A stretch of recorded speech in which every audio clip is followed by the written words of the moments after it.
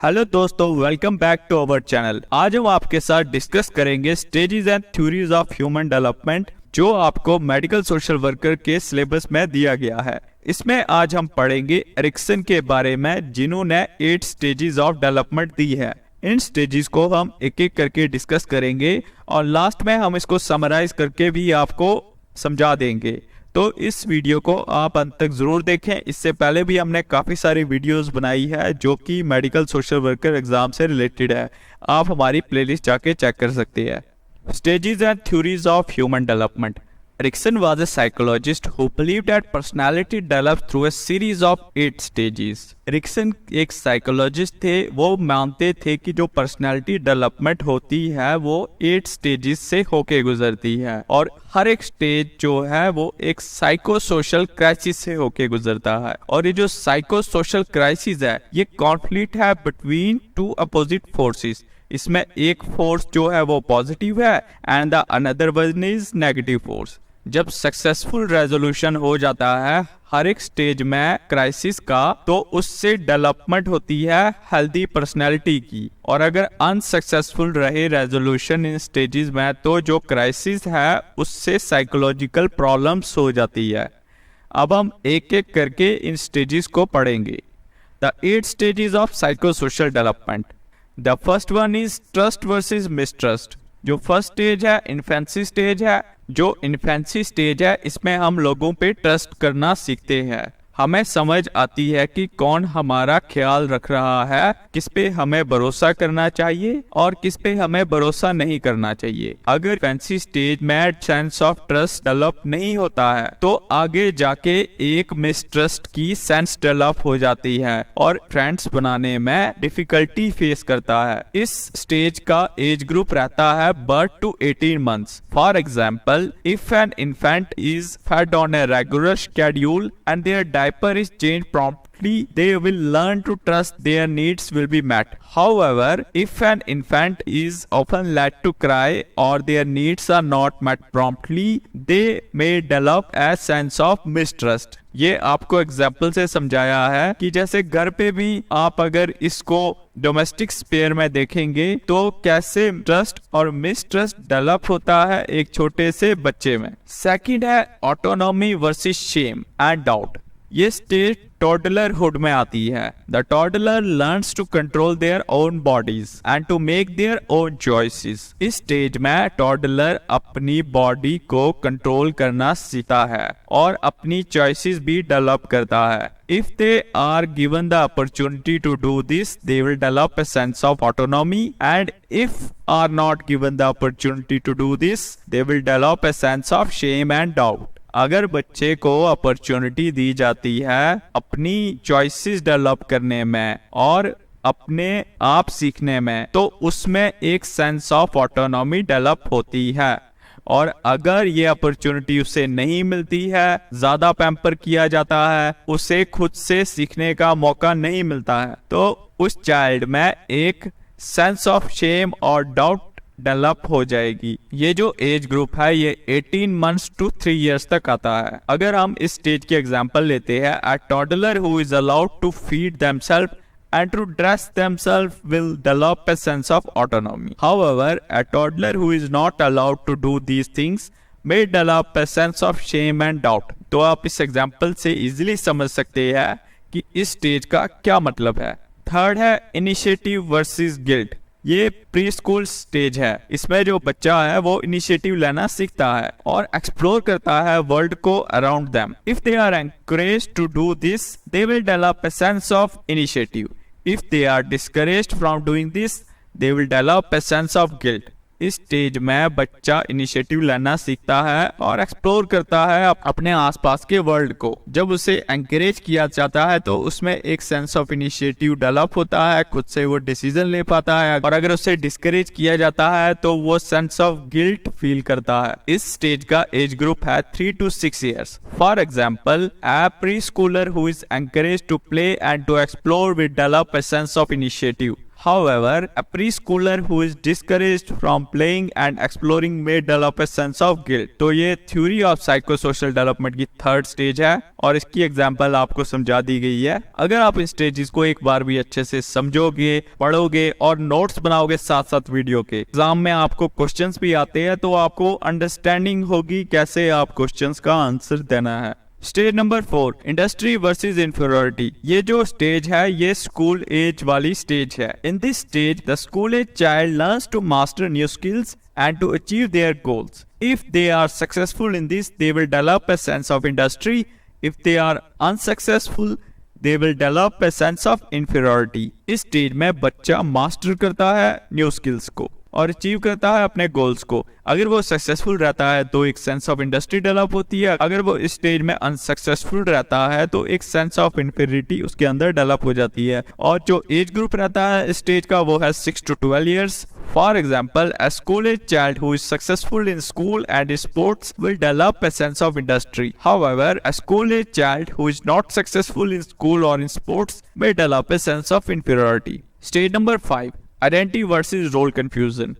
ये adolescent stage रहती है. The adolescents begins to explore their identity and to develop a sense of who they are. If they are successful in this, they will develop a sense of identity. If they are not successful, they will develop a sense of role confusion. इस stage में जो adolescents है वो explore करते हैं अपनी identity को और develop करते हैं एक sense की वो कौन है। Age group है इस stage का 12 to 18 years. For example, an adolescent who is able to explore their interests and to develop their own values will develop a sense of identity. However, an adolescent who is not able to do these things may develop a sense of role confusion. Stage number 6, intimacy versus isolation. ये stage young adulthood में आती है.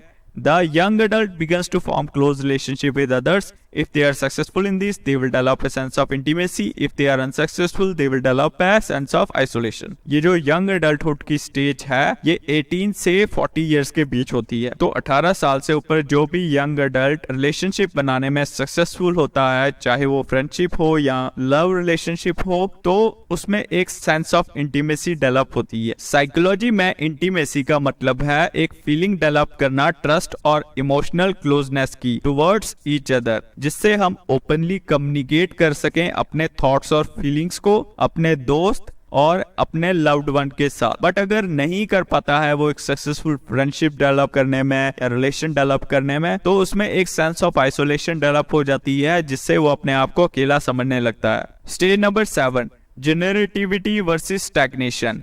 Middle adulthood वो stage है जिसमें एक adult care करता है दूसरों के लिए और कंट्रीब्यूट करने की कोशिश करता है सोसाइटी में। तो जब ये स्टेज सक्सेसफुल डेवलप हो जाती है तो एक सेंस ऑफ जनरेटिविटी डेवलप होती है उसमें, और अगर इस स्टेज में वो अनसक्सेसफुल रहता है तो एक सेंस ऑफ स्टैग्नेशन उसमें डेवलप होती है।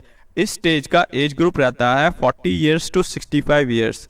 For example, a middle-aged adult who is able to raise children, to volunteer in the community or to mentor others will develop a sense of generativity. However, a middle-aged adult who is not able to do these things may develop a sense of stagnation. Stage number 8, integrity versus despair. Late adulthood में ये stage आती है.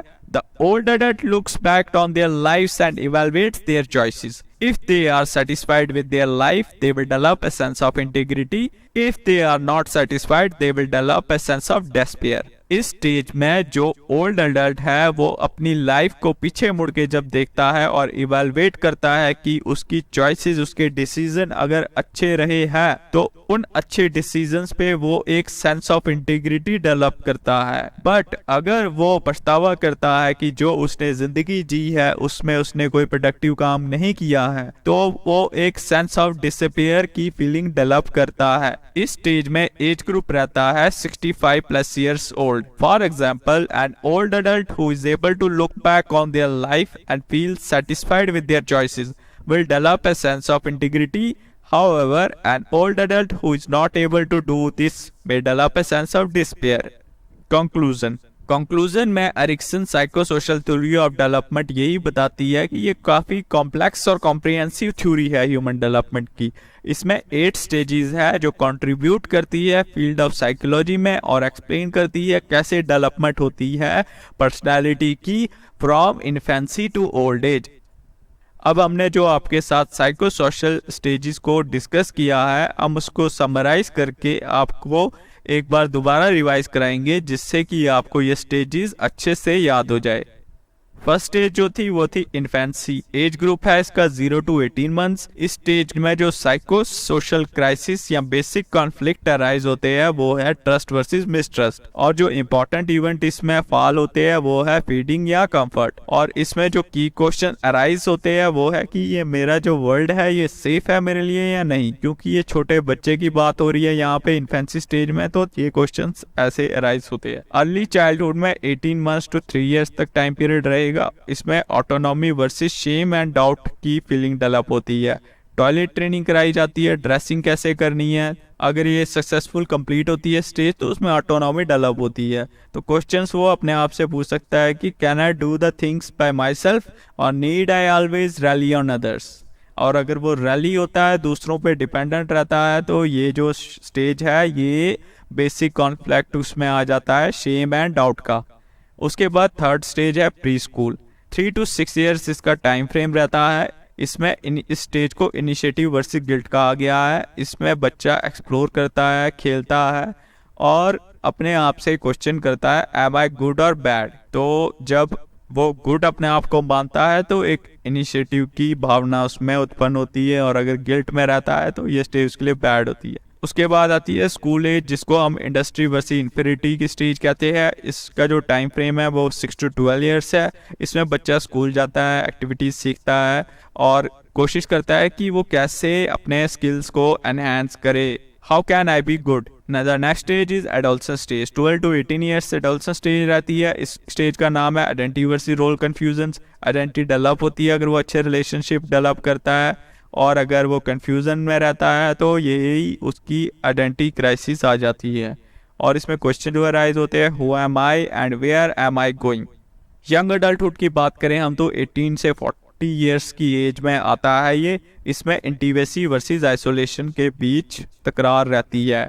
Intimacy का मतलब है कि वो intimate relationship, friendships वगैरह डेवलप करता है और अच्छे क्लोज रिलेशनशिप डेवलप करता है एक दूसरे के साथ। और इसमें क्वेश्चन अराइज होता है am I loved and wanted, और अगर ये क्वेश्चन उसके लिए हाँ होगा तो वो एक अच्छा रिलेशनशिप डेवलप कर पाता है वो इंडिविजुअल, और अगर यहाँ पे उसके लिए ये क्वेश्चन में नो होगा तो वो अपने आप को आइसोलेट मानता है। मिडल अडल्टहुड की बात करें हम 40 to 65 years एज ग्रुप रहेगा। इसमें जनरेटिविटी वर्सेस स्टैग्नेशन की बात कर रही है। वर्क एंड पेरेंटहुड, जो जनरेटिविटी की बात हो रही है, जब एक middle adulthood 40 years old person सोचता है कि मैंने लाइफ में अपनी फैमिली के लिए क्या किया है, क्या मैं अच्छा पेरेंट बन पाया हूँ, क्या मैंने कुछ रियल वैल्यू प्रोवाइड की है अपनी लाइफ में, तो वो उसके अंदर जनरेटिविटी डेवलप होती है। और अगर ये सब का क्वेश्चन का आंसर नो में आता है तो वो स्टैग्नेट हो जाता है, वो स्टक कर जाता है एक स्टेज में। उसके बाद है लेट अडल्टहुड, 65 टू डेथ तक। ये स्टेज 65 years प्लस लोगों के लिए है, और इसमें आइडेंटिटी वर्सेस डिसअपीयर की बात आती है। लेट अडल्टहुड में जो अडल्ट है वो रिफ्लेक्ट करता है अपनी लाइफ को कि मैंने अपनी जिंदगी कैसे जी है, उसमें क्या अचीव किया है, और अगर वो सेटिस्फाई रहता है तो उसमें एक आइडेंटिटी डेवलप होती है। अगर वो रिग्रेट में रहता है अपनी लाइफ से तो वो डिसअपीयर की तरफ जाता है। तो दोस्तों यहीं पे आज की वीडियो समाप्त होती है, और अगर आपको हमारी ये वीडियो पसंद आई है तो हमारे चैनल से आप जुड़ सकते हैं। हम आपके लिए वो सोशियोलॉजी की, साइकोलॉजी के वो सारे लेक्चर्स कंप्लीट करेंगे जो कि आपके एग्जामिनेशन में इंपॉर्टेंट है। धन्यवाद।